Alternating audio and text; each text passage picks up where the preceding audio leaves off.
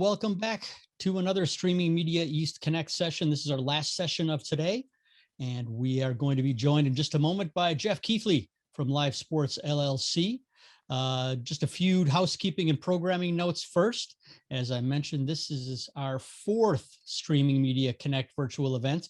It won't be our last. We've got another one planned for August, but we are planning on being back in person in Huntington Beach for Streaming Media West in November. If you're interested in speaking at that event, the call for speakers is open. If you're interested in sponsoring that event, you can find more information at streamingmedia.com/west. And I think Steve is going to put that link in the chat.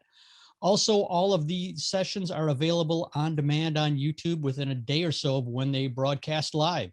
So Steve is also going to put the link to our YouTube channel in the chat, or you can just go to streamingmedia.com, click on videos and then conference videos, and it'll take you right there. As far as the chat here in today's session, we will leave the chat open, but we do request that you put any questions for Jeff in the Q&A tab. It's a lot easier for us to keep track of them if they all end up there. I'd like to thank our diamond sponsor, Signiant, for sponsoring the entire Streaming Media East Connect event, and we've got a brief video message from them now. When the director calls action. And action. When the game is on. Pick it up, it's good. Or it's time to save the universe again. Media Shuttle is there. Trusted by more than 25,000 media companies, Media Shuttle delivers, making it easy and secure to send any size file anywhere fast. The journey begins with Media Shuttle portals, customized and branded for any project and designed to be so easy, your end users will love it. All while giving operations teams complete control through a simple yet powerful admin interface. Add users, set permissions, customize file delivery specs, and report on all activity. Blast off with proprietary acceleration technology. Media Shuttle moves your content anywhere in the internet-connected world at hyper speeds. Along the way, your files are protected. Our commitment to enterprise-grade security has made Media Shuttle a preferred tool with Hollywood studios, major sports leagues, broadcasters, and more. With Media Shuttle, your files are never handed over to Signiant. File movement is orchestrated between the end user's workstation and your storage, whether on-prem or in the cloud. Your IT team simply provisions your storage, connecting it to the Media Shuttle cloud service, and Signiant handles the rest. Get started on your Media Shuttle journey today, a journey without limits.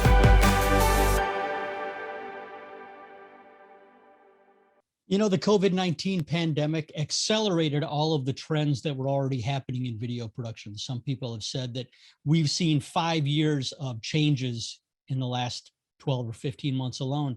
And one of those big changes has been the move to streaming productions and moving those workflows remotely and moving them to the cloud. And that's exactly what we're going to talk about, or what our speaker is going to talk about for the next hour.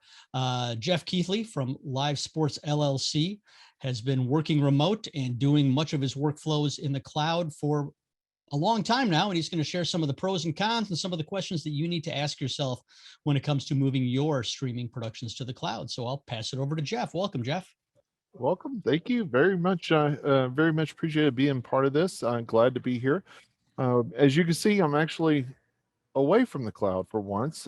We had a last minute event that came up that needed our cloud services, and I'm actually on site, which is quite different feeling, because I've been behind my desk at the office in Texas and for the last year, as many of us have been just kind of around.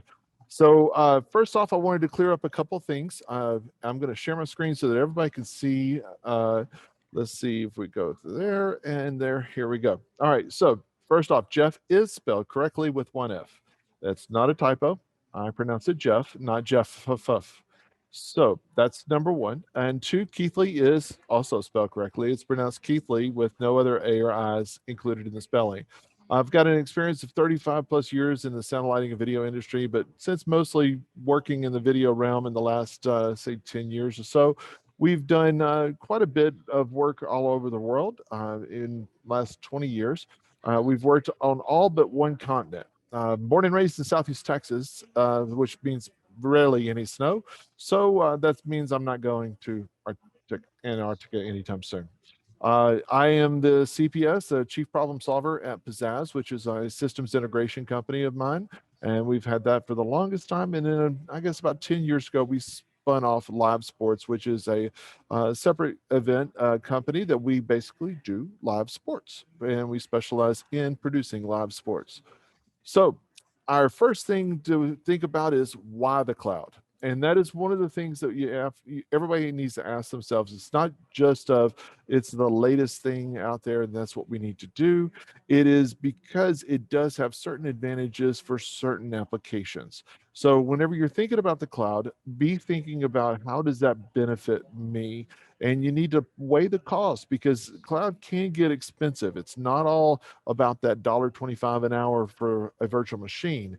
It can add up. And sometimes if you're doing lots and lots of hours, a hybrid approach or a on-premise approach might be better for you.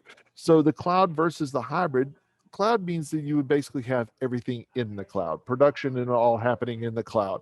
Hybrid would be as if you were co-locating, which means that you have a rack of gear that is a rack of gear that is actually in a facility, a co-location facility, a data center, and that rack of gear would then be available to you whenever you need it. Now that's a fixed amount of gear. And so you're using part of the cloud to help you spread out your capabilities, but you're also fixed to whatever that gear happens to be in that rack. So hybrid's not always the best option, but it is an option. Some of the popular cloud providers, of course, are Amazon Web Services or AWS, Microsoft Azure, Google Cloud, Paperspace, a small and up and coming company, and then All Metal Cloud, which is a hybrid provider. And those are some of the most populars out there, probably with AWS right at the top of the list. They are supporting us all in the media and entertainment industry, and they are definitely keeping us in mind. Some of the major advantages of cloud production: nearly unlimited internet connectivity. And it is limited because there are limits on the internet, but for streaming purposes, it's hard to say that there's really a limit there for us. I've definitely seen some of the connected machines would be 3,000, 4,000 kilobits per second. So it's amazing how much speed you have there when you're used to being on the ground and say your local CDN is providing you, or your local ISP is providing you with only a gigabit down or in 200 megabits up at most. So whenever you get into a really large deployments, not worrying about internet connectivity is a nice thing. So other things: easy to deploy redundancy options worldwide. That means we can move our feature set. So whatever we're using for cloud production, we can move it to different locations around the world to minimize and maximize some of those capabilities. We're minimizing some of the problems with redundancy is a big advantage, but you would minimize the amount of latency between locations and your end users or your actual operators. But redundancy also means that at any given time, you can even have redundancy between cloud providers, which most larger productions would probably want to think about that. But redundancy between data centers is something. So if the West Coast data center of AWS went down, which there's 2 or 3 there anyway, which is highly unlikely, but every once in a while, there's a big fiber cut somewhere. So if the West Coast goes down, it's definitely behooves you to go ahead and have something on the East Coast also. Or if you're working in, say, for instance, Bahrain, and you need to move something over to Mumbai, you have that capability of doing that with a cloud infrastructure. You're not going to move a hybrid setup or a co-location type setup that fast, or nor can you move a truck that fast either. So the other parts of the cloud is it enables to have a distributed workflow for your operators. Most of you probably are already realizing that, and you understand that we've been doing this for a year because we had to. We basically had the pandemic push us in production that much faster and that much further than we probably went in a year, 5 to 10 years, what would it have taken us in our slow growth. We were already working in our companies were already working in a remote production for the last 3 years. So this was nothing new to us. It was mostly done in LiveSports. And so LiveSports being that it stopped, well, we had to pivot and we moved to a bit more of our back what I've done in the past is our corporate productions, and then some of these large events like I'm at here, and I'll tell you a little bit more about that later. But distributed workflows is something that's just commonplace now. To have someone running replay out of Kansas and another person cutting the show from Detroit, and then another person doing audio from Alabama, that's not unheard of for us to do. And I take it a little bit different step further.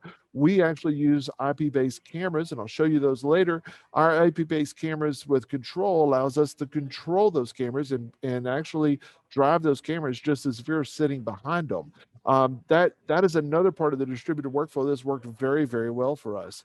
One of the major advantages is it allows us to do more events with our A team. So we don't have to worry about our local hires not meeting up to our standards or having to train local hires immediately whenever we get on site.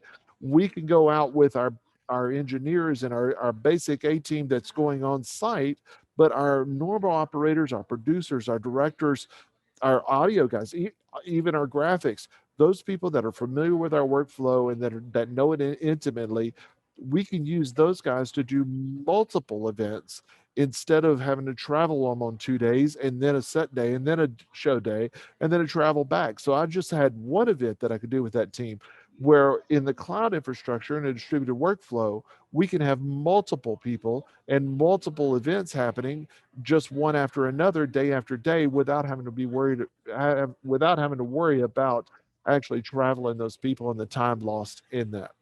So our location independent resources, of course, that is a little bit different. It is an advantage for sure. It is one of those things that we have certain resources that are in our say for instance our AWS cloud that is in the eastern coast, so it's on the east coast of the US. It's a little bit different than what we would be able to pull from, say, Bahrain, because they have a little bit different workflow. That AWS is a data center in Bahrain is a little bit more newer, and so it doesn't have all the capabilities that the East Coast does. But the same thing is it allows us to get those resources spread out throughout the world. The biggest thing I could say, besides the distributed workflow capabilities, the biggest advantage in cloud production is the ability to copy and paste complete workflows so that you can create what template that works for you, and you can say I'm going to do this show and just take it, copy that, paste it over to another data center or the same data center for that matter, and just create the same workflow all over again. So that way you don't have to worry about starting over from scratch or building it from scratch. It allows you to spin up multiple productions and multiple events without having to worry about starting over every single time. One of the last things that is a big advantage of cloud production is the final distribution, especially if you're going to a streaming destinations, whether it be overseas or domestic here in the US. Final distribution is definitely easier in the cloud. You're already on the internet. You can't get any closer to it. So that is one of the biggest things that as far as distribution. Disadvantages of cloud production, or definitely there are a few.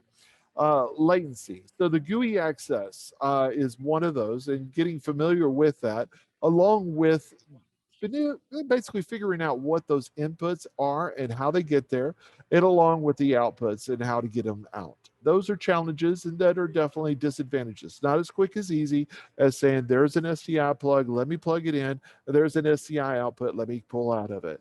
So that's one thing. Control interfaces, they're a little bit different. So you have to work a little bit harder. You have to understand, you learn something new. So they can be challenging at time and a little bit unfamiliar. But there's also ways to use familiar pieces, and I'll get to that later to show you. A harder root cause analysis is the root cause analysis, whenever a problem happens, is much harder in the cloud.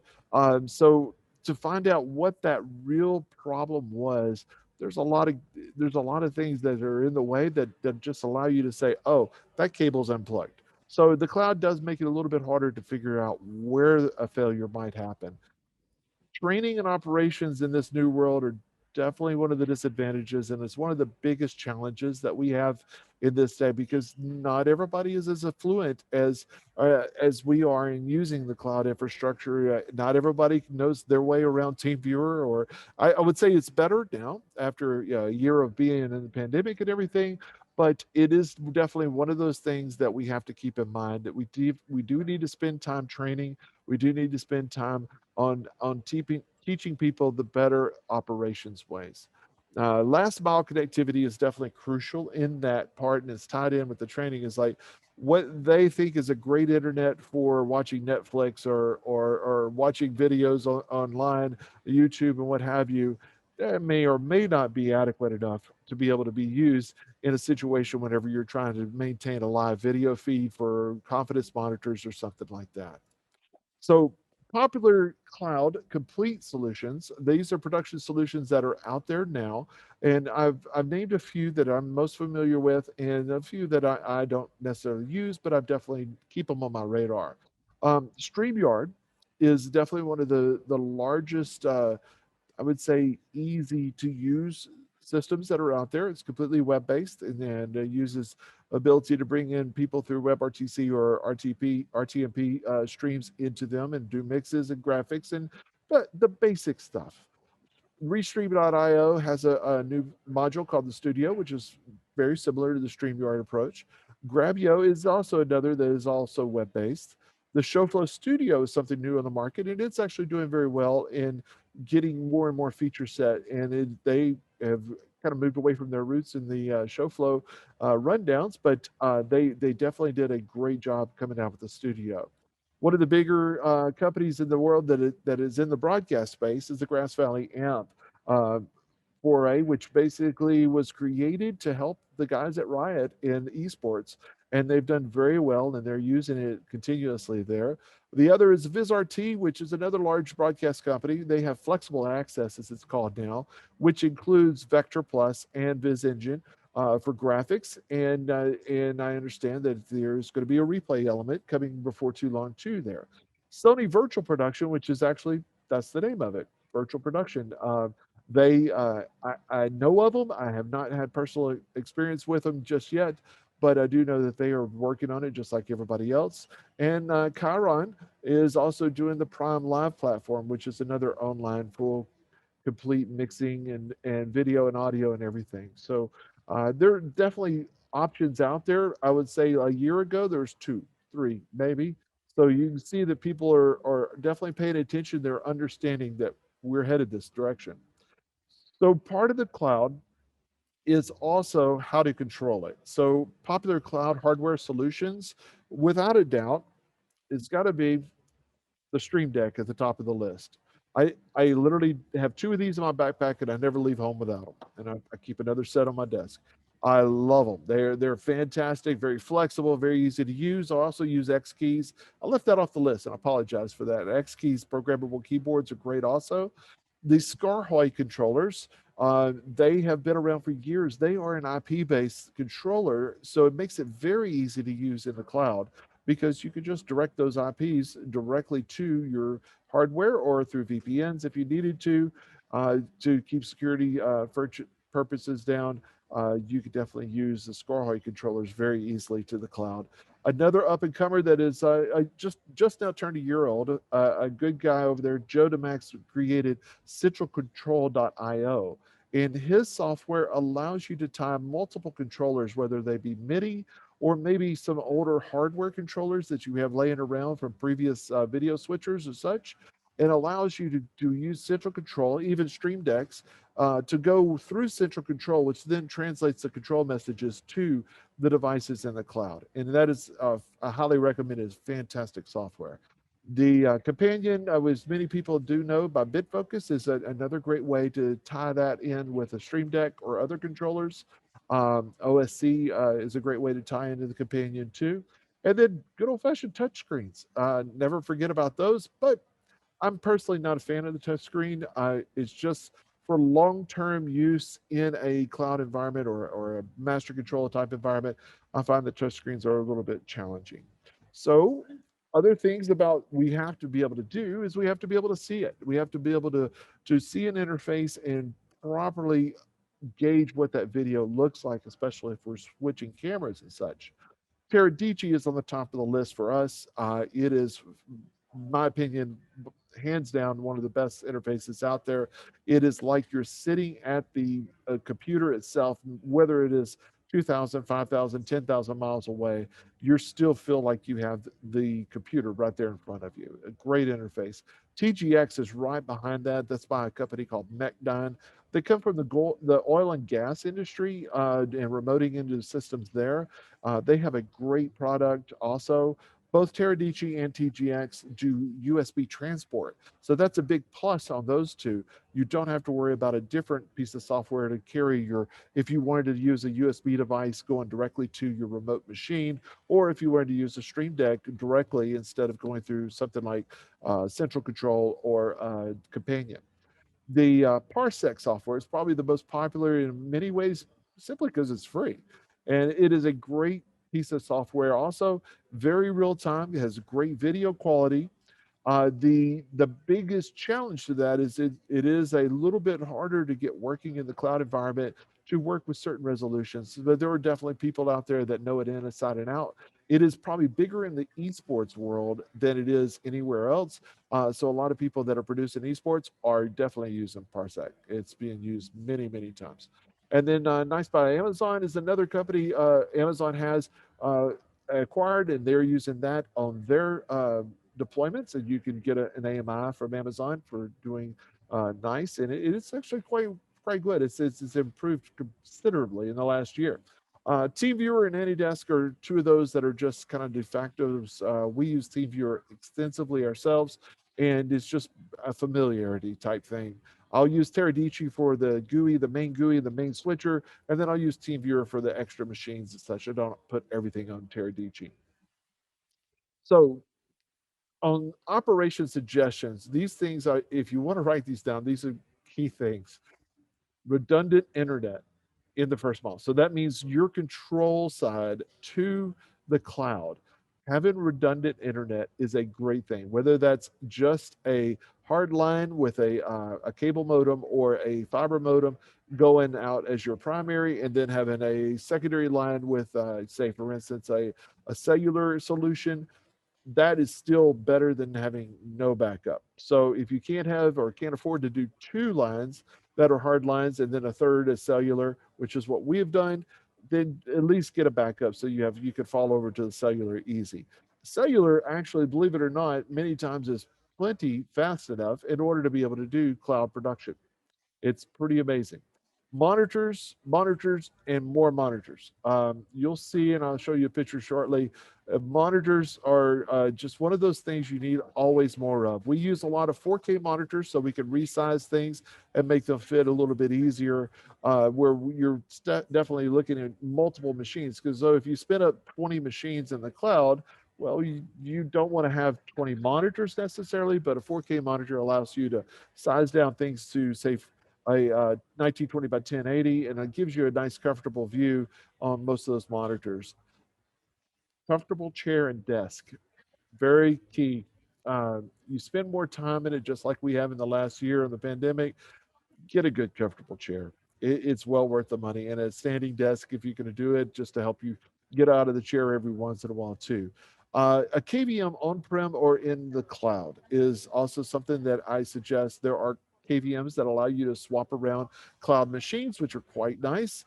They're on the higher side, but it is quite nice. But we use KVMs on the cloud to multiple dumb machines that are just basically as interfaces, but controlling the different interfaces. It allows us to get around things a little bit faster. Now we'll talk about a little bit of the Uplink Solutions. So the most popular in the Uplink Solutions list is without a doubt SRT. Now, whether that's via hardware or software solutions, it's your choice to find the right piece. There's a few of them down here that use SRT. One of our solutions that we use a lot is Ciena's NDI Cloud. It is a high count backhaul. So it is not necessarily meant for just a single unit.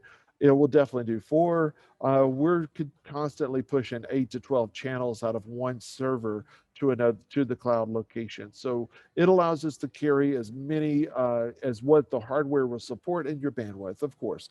It is not using WebRTC or SRT. It's using a proprietary backhaul solution that they developed for NDI Cloud directly, and I highly recommend it. It is very nice to use, and makes some great looking pictures on both ends. It is also a big advantage too, is that it is a two-way solution. So if I wanted to have 8 channels going up and then 4 returns, I could do that, or 8 and 1, or 8 and 2, or whatever, or 4 and 4, however you wanted to do it. You could bring video down from the cloud very easily, with a very high quality and a very good quality. The live view encoders, such as the LU800, is probably one of our favorites too, with a 4-channel unit such as the LU800. It allows us to give our operators a simple, easy solution. Go out, plug this in, get a hard line if you can. If you don't, just turn on the modems and we can handle it and manage it all remotely, which is quite nice. The Monarch Edge from Matrox is another product that we find very useful. It handles up to 4 channels of SRT, and it is only a one-way. The LiveView LU800 actually will do 2-way with a return channel. Now, I think with the newest software update in the cloud, we're going to finally be able to take advantage of that. For previously, it was only using, we could only go 1-way into the cloud. But now I believe they fixed that, and we can go 2 ways, which is quite nice to be able to get a return back to that unit. The MediaLook software is another another piece of software that you can put on your software, on your system, and also give you WebRTC or SRT uplinks to the cloud, or to different locations for that matter. It doesn't really matter where you send it. Cloud is just where we're going with it. And then the Bird Dog Cloud, aptly named, that is software also that does WebRTC and SRT to be able to send content to the cloud. Lastly, Sienna also has another product called the Unite, which is Unite is a contribution solution. It is part of the ND processing engine, and I'll show some more details on that here in a few moments. So where we started in a few years ago, this is about, I would say about 6 years ago, I started thinking down this route. We were working the tours, we do professional attendance with LiveSports, and we were working with this tour bus, and this is a Prevost tour bus. We have another also that is, hasn't moved much lately, because not just because of the pandemic, because we started changing. When we first started going out, we were using a crew of 6 to 8 people, and we would travel on the bus and move and work out of the bus. The first half of the bus was built in a custom master control center, and we had a capability of up to 24 cameras. We were rarely shoot that high, but it was to be somewhere between 8 to 12 cameras, all shot out of the bus. So with a crew of 6 to 8 on site. So we had to have space for all that. Then we moved to transit vans, and the transit van, here as you see it, we had a crew of 3 to 4 on site, and unlimited crew offsite. That's that remote distributed workflow that we were talking about earlier. This is an IP-based truck, and it has been from the get-go. And we basically leverage the power of NDI inside this truck and outside the truck, and then also up in the house in the cloud too. So 2 to 3 people inside, it was not a problem. And then an unlimited crew offsite, as I said. This has a capacity of up to 16 channels. Then we moved to a little bit smaller. And so this is what we call Project X. This is actually a crew of 3 inside, and then we have an unlimited crew, of course, offsite, and we can do actually 16 channels off the switcher that's inside. This is an IP-based system too. This has moved actually to now where it's more so just a transport. So we're not actually having to do the switching as such on site, because we're using this to transport the video with the live use and such there. These are some examples of our IP-controlled Mark Roberts robotics cameras. We are using the Panasonic UV300 cameras, and and the Fujinon lenses are on those Panasonic cameras. These cameras gave us the ability to get our operators off of the event. So we could get them off of the actual hot concrete. They didn't have to be in the sun all day. Because we're shooting things that are sometimes in the neighborhood of 12 to 15 hours in a day, we wanted to make sure that we take care of our crew, and that's basically where we ended up going with these cameras. So when I first started talking to these guys, I was curious because they mentioned to me, it's like, yeah, we're doing a horse race 100 miles away. It's like, well, that's interesting. It's like, but you're there. It's like, no, we're controlling the cameras from one location and it's 100 miles away. And I was like, oh, so we're going to work over that far. Well, then let's start talking. So we helped them develop a lot of the software and move forward. And that's how we're operating our cameras in tennis. We may have one or two people that are operating cameras on site, but a lot of our cameras are completely operated off-site, which makes it quite easy to distribute that workflow around. This is one of our examples of our master controls back in Texas.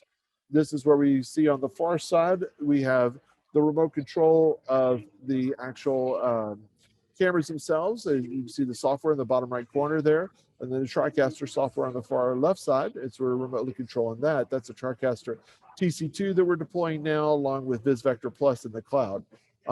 We have outbound stream encoding with 4 different paths going through that without a problem.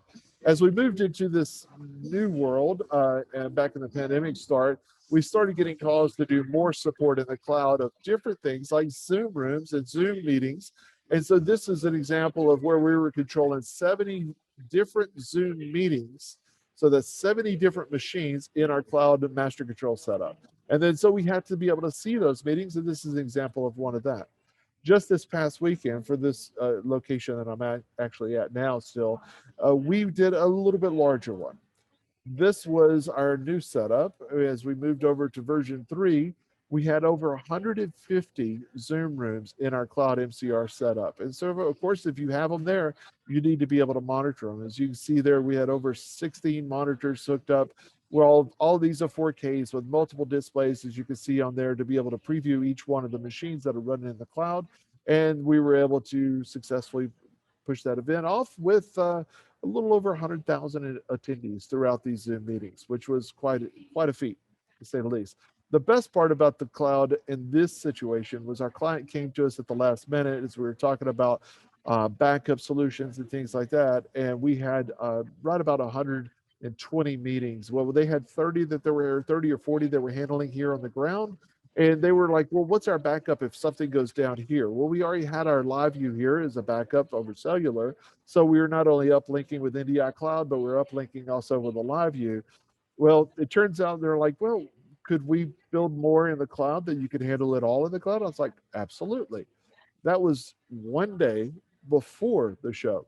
So that happened, and we were very quick to respond to it, and we were able to make it happen, and we were able to give them that redundancy in the cloud with where you couldn't even go down to Best Buy if you wanted to and buy 40 machines of like type, or even order them on Amazon and have them overnighted in. It's just not going to happen. But in the cloud, that gives us that capability to build out as many as we need to fit the purposes, as long as you have the resources available in your cloud, of course. So some of the tools that were commonly used in the cloud, one of the most important ones that we're using is without a doubt the Sienna processing engine. Right behind that is definitely the Sienna router. And then the VisVector Plus is probably one of our more popular ones to use for video switching. vMix is definitely a tool. It's kind of like our Swiss Army knife. It's like, well, we could just use vMix to do that. And there's a lot of people very successfully using vMix in the cloud now.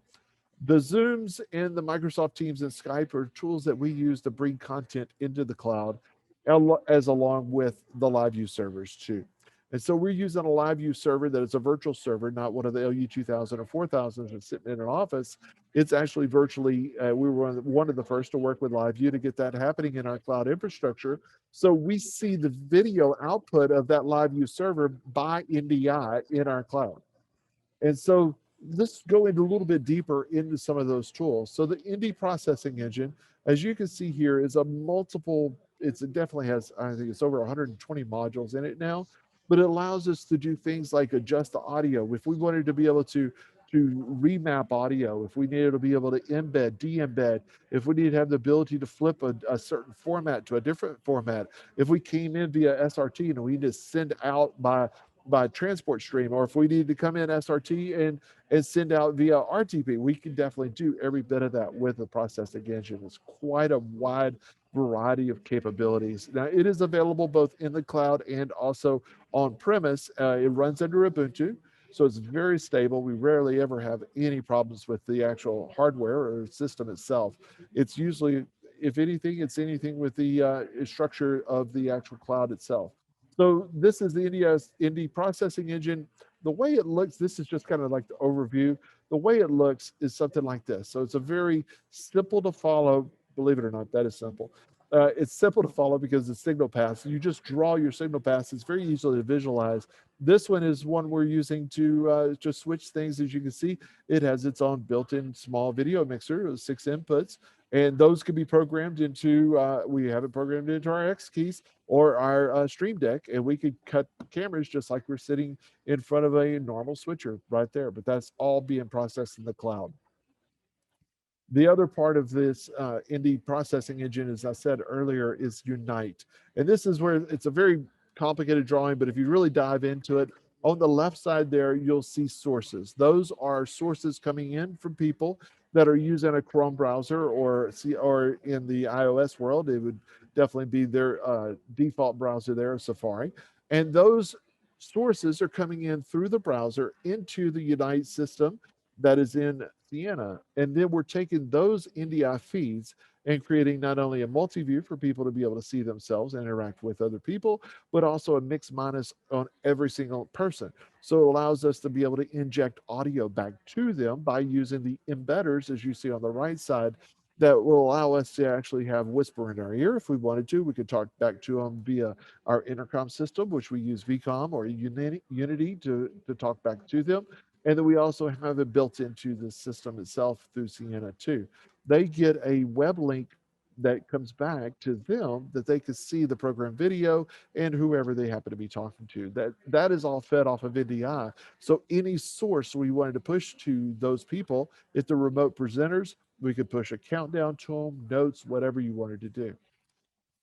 The other big part of this is our NDI router. The NDI router is a scalable router in the cloud that allows us to take any NDI source and any NDI destination and very easily visually connect those two together. It's a very simple push button type of setup, just like any other router you ever see in a broadcast facility.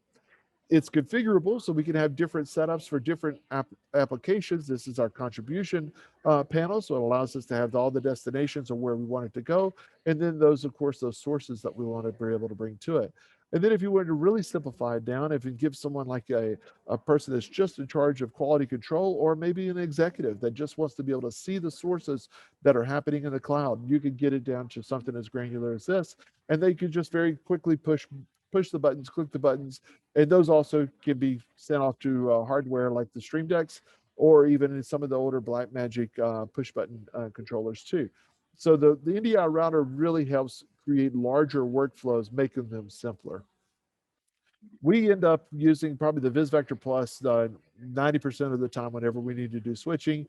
It is from the guys at NewTek who developed the TriCaster. It is the code base from the TriCaster. It's effectively the TriCaster TC2 Elite now, but just in the cloud. And so it allows us to spin up multiple units, and it'll also allow you to grow. So if you need to start off with just one unit, you can, or if you need 2, 3, 4, 5, however many switchers you need, it's all in the cloud, and you can easily grow your needs.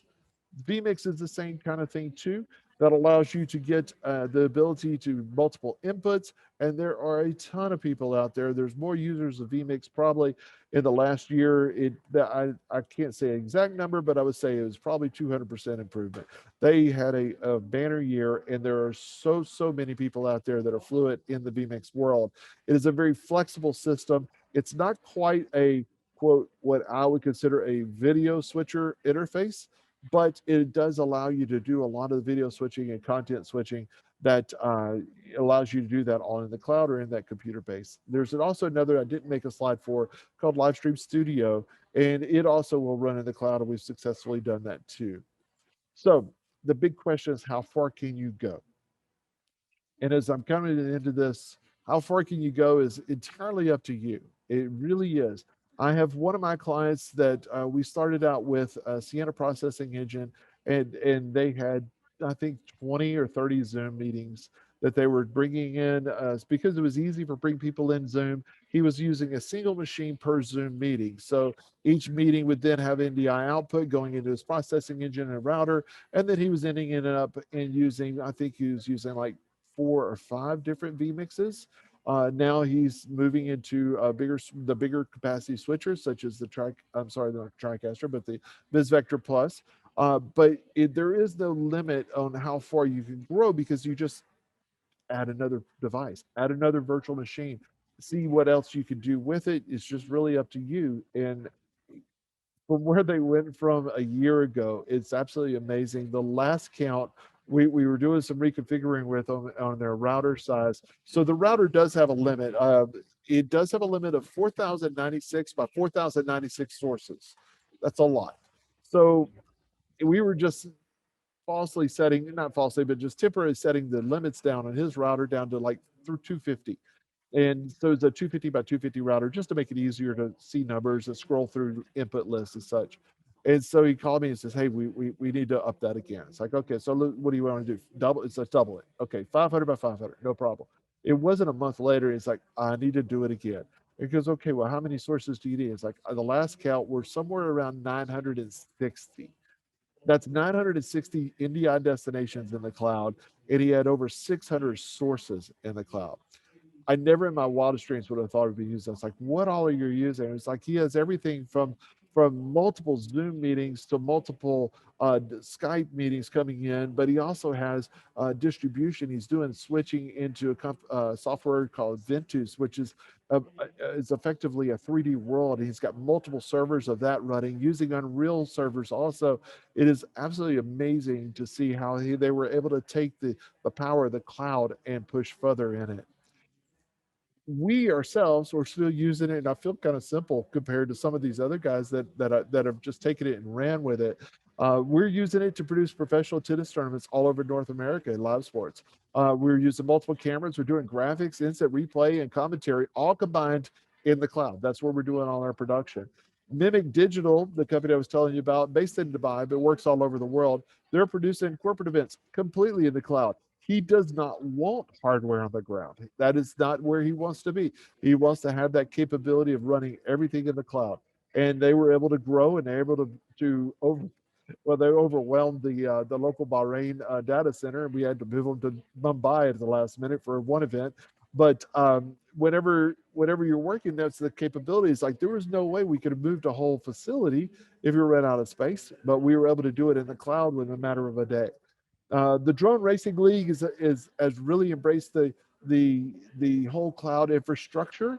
They are doing a complete broadcast workflow. It's all in the cloud. That is bringing the players. That this was a sim during the pandemic, but is a simulation type. So like an esport type game, they were bringing the players with hardware and everything. They were on the ground, on premise, in their own homes, wherever they happen to be. They were uplinking those to the cloud, mixing all those racing and all those events together with the cloud ran servers that were running the sim, and then mixing that into, I think they had 4 or 5 different vmix systems that were all ganged together. So they were kind of using on like ME. So like one was doing one heat, and then another heat, and then another heat.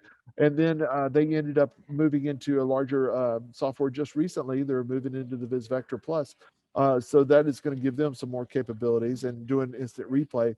But their final, this is the very important thing about this, is people, it's like, well, the cloud's just for streaming and stuff.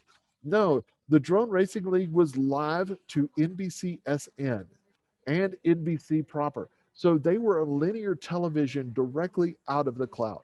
And that is just absolutely phenomenal. Some of our other events that we're doing are what we call them, nicknamed them our Mega Zooms. Tony Robbins was one of our clients. Eric Worre, where I'm actually at the Worre Studios right now in Vegas. They're benefiting from this massive Zoom distribution model. It's about interaction. So they have they have a 56-foot wide LED wall. It's 56 foot wide, but 360 degrees. So front and back, they can display up to 2,500 different people that are coming in via Zoom.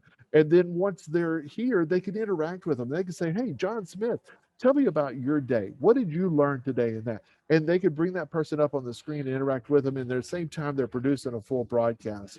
It is really a phenomenal approach. and they've done very well with it. This past weekend, we had over 100,000 people benefiting from it, and it was really nice to be able to walk away with a professional. Produced all the video is professional. It's produced. It's going to Zoom, and Zoom is handling all the meetings and breakouts part of that. So multiple languages. It is quite all amazing when you stand back and look at it from our perspective. And it was all produced in our AWS Cloud Production Center and our little MCR back in Texas. So that's really the basics of what I have. If you have any further questions, there's my emails on screen. If you want to talk about system integration, that's my Pizzazz email, or live broadcast, then LiveSports. It's great. And I'm pretty active on some of the social medias. So if you need to hit me there too, feel free to. Jeff, that was outstanding. We do have a couple of questions in the Q&A, and we certainly have time if anyone wants to put any more questions in the Q&A. The chat was very active, and it's kind of hard to tell how many of those were actually questions and how many were just people chatting. But in the Q&A, I know this is a little off topic, but it's hard to avoid. Can Jeff give a little breakdown of some of the gear used in the system behind him and how that might tie into his normal cloud production system if it wasn't to be the only site or on a smaller scale? Sure, I don't mind at all. So there's 52. Yeah, 52 or 54, I lost count, of Macs that are sitting behind us. Each one of those Macs have multiple screens coming off of them. They're taking NDI off of that, mixing it together to put it up on the LED wall, which I'm sorry that I don't have a direct view of, but that LED wall is then displaying all those. And so these are using the ones on site, and they're also feeding Zoom rooms, and there are people involved with it. And then there's multiple different ones. You see one of the guys rolling back and forth. He's just checking over the meetings, making sure everybody's muted, and then also making sure that the multiple languages, we're supporting 3 different languages here this week. So that's in a nutshell of what's happening here. We duplicated every bit of this in our cloud. Well, Wow. triplicated it, not duplicated. We actually had 3 times as much as this in our cloud infrastructure. Okay, the same person is also saying, is there a more detailed breakdown of Project X and how that system's signal flow works and just how you could fit all of it into a working electric vehicle? Well, I didn't have a pitch. I took the picture out of one of my other vehicles, and let's just say it's a very typical Texas truck. Well, it's way more than typical. It's an F650. It's huge. It's got a big diesel engine. And so I had to do something with the X to kind of offset that carbon footprint that I was leaving behind with those big tires. So in the X, we basically, I dreamed about this many times as we're driving down the road, but the X has been quite a fun project. We do have fiber from the front to the back. So there's 24 fibers from the front to the back that they call the frunk. So it's the front trunk. And so you pop the frunk, and there's a patch bay in the front of that. And so you go in fiber there, and there's 2 Cat 6s that are running to the back also, just for failover. But most everything runs through the fiber, and then the rack is in the back, and then it's attached. And so the video inputs and everything come in through the front, and they end up in the back rack. And then that's where all the power's actually the power is coming from the front. There's an inverter there, the 2500 or 3000 watt inverter that is feeding the whole car. Let's just say it's probably one of the largest rolling battery backups ever. Excellent. Julia Kenyon is asking, what is your latency for these projects? And I guess, so that's just a general question about latency. If you could talk about the range of latencies that Sure. you're dealing with. Well, of course, in any situation where like in this with Zoom, it's as we're having right here, it's very low, less than a half a second. Most of our productions, we are running under a second, without a doubt. The NDI cloud, that I probably should have touched on that. SRT, probably on average, we're probably at a second, a little less. And you could tweak it down if you wanted to, depending on your quality of your internet. NDI Cloud actually is a little bit better than that. I prefer to use it a little bit faster because it is faster, but also mostly because I can get more channel count out of it than SRT very easily. Let's see, then after that would be LRT. So that's the live view transport. If you're going to use cellular, you have to be over a second. So it's a second and a half, and that is getting to the cloud. And then once it's in the cloud, we're pretty much real time at that point, to where we're maybe not seeing on our output. We're probably 3 seconds behind at most. No, we're 3 to 5 seconds at most.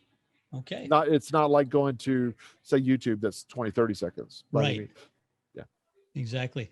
All right. Well, that wraps up our questions. Jeff, you shared your contact information. Oh, we got one more. How can you build out pricing when you don't know exactly how much bandwidth the project is going to use with cloud services as opposed to a hardware workflow? I tell you what, it's very hard. I absolutely say it's very hard. Most of the time, you just basically, it's a pass along.